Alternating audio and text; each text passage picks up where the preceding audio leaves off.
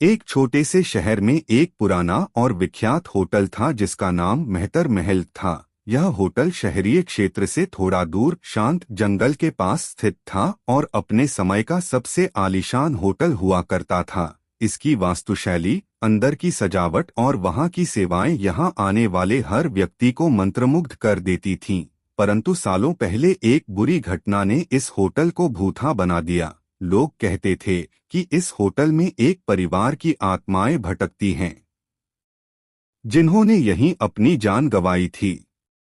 रात के समय होटल की ओर देखते ही लोगों के रोंगटे खड़े हो जाते थे। होटल के चारों ओर कटीफटी पेड़ों की छाया और होटल की टूटी फूटी खिड़कियों से छनकर आती अंधियारी रोशनी ने पूरे परिवेश को और भी डरावना बना दिया था। लोग मानते थे कि उस बुरी रात के बाद से ही वहां की आत्माओं का भटकना शुरू हुआ था। इस भयावहता के कारण शहर के लोग होटल से दूर रहते थे और किसी की भी हिम्मत नहीं होती थी कि वे वहां जाएं।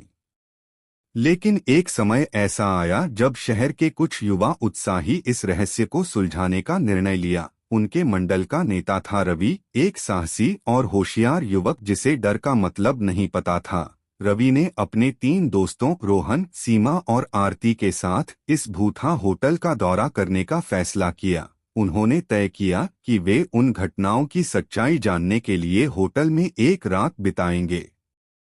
जैसे ही वे होटल पहुंचे, अंधेरा छा रहा था और हवाओं का शोर सुनाई दे रहा था। होटल के बाहर का माहौल ही डराने वाला था, लेकिन रवि और उसके दोस्तों ने अपनी हिम्मत रखी और होटल के अंदर चले गए। होटल के अंदर का वातावरण बेहद रहस्यमय और भयानक था। दीवारों पर धूल जमी हुई थी, फर्श हर कदम पर झंझनाट कर रहा था और हर कोने से रहस्यमय आवाजें सुनाई दे रही थीं।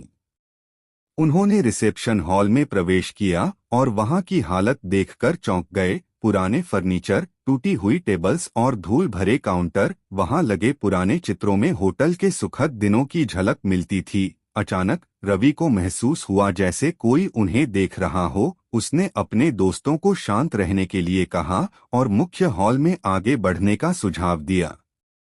मुख्य हॉल में चलते समय उन्होंने देखा कि एक पुरानी लिफ्ट थी जो बंद हो चुकी थी और लिफ्ट के दरवाजे पर खून के धब्बे थे।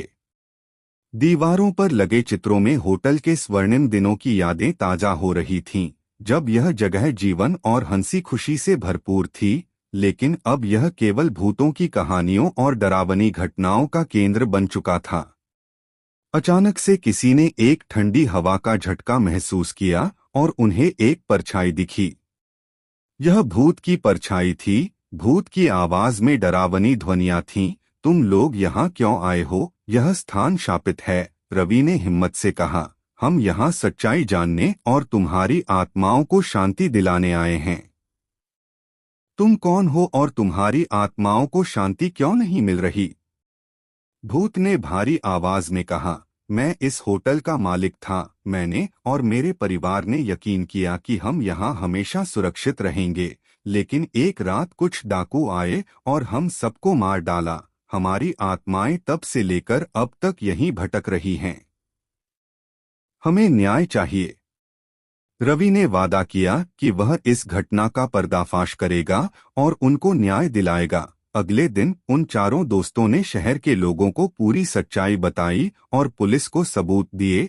पुलिस ने जांच की और डाकुओं को गिरफ्तार कर लिया। जांच के दौरान उन्हें कई रहस्यमय तथ्य और सबूत मिले जिससे डाकुओं को सजा दिलाने में मदद मिली। पुलिस ने पुराने कागजात, खून के धब्बों और छुपे हुए गवाहों की तलाश की।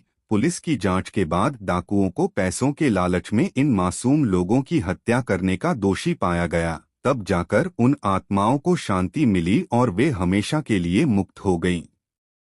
अब मेहतर महल होटल फिर से खोल दिया गया और वहां कोई भी भूतिया घटना नहीं होती। होटल की पुरानी शान धीरे धीरे लौट आई और लोग फिर से वहां आने लगे।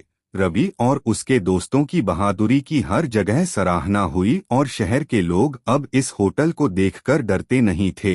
रवि, रोहन, सीमा और आरती की यह कहानी साहस और सच्चाई के प्रति उनकी दृढ़ता के रूप में शहर में प्रसिद्ध हो गई।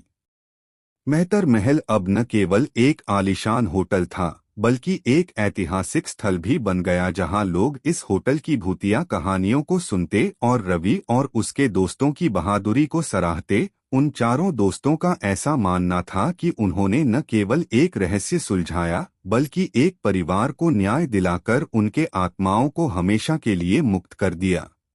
अगर आपको हमारी यह कहानी पसंद आई हो और ऐसे और वीडियो देखने के लिए कृपया हमारे चैनल को सब्सक्राइब करें और अपने दोस्तों के साथ शेयर करें।